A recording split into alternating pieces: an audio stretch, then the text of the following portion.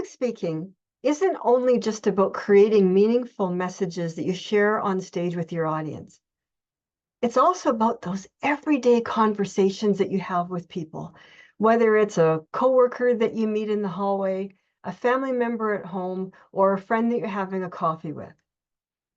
How can you drive those conversations in positive directions?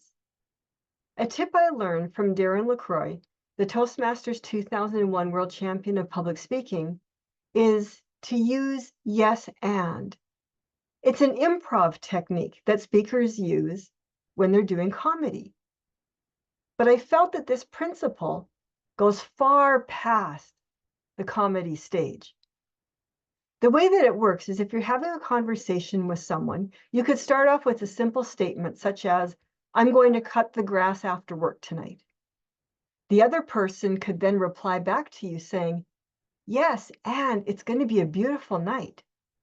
Then you could reply back saying, "Yes, and I cannot wait to take the dog to the park after work." And so the conversation would go back and forth, with each sentence beginning with yes, and. It drives those conversations in a positive direction because there is no but. Whenever but comes into the conversation, everybody forgets everything that came before the but, and they only remember everything that came after the but. But usually leads to a negative message. By introducing yes and, you can drive your everyday conversations in a positive direction. Why not grab a friend or a family member?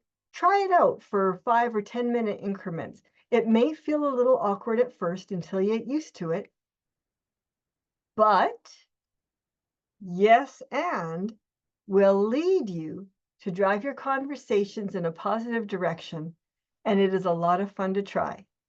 Enjoy the challenge.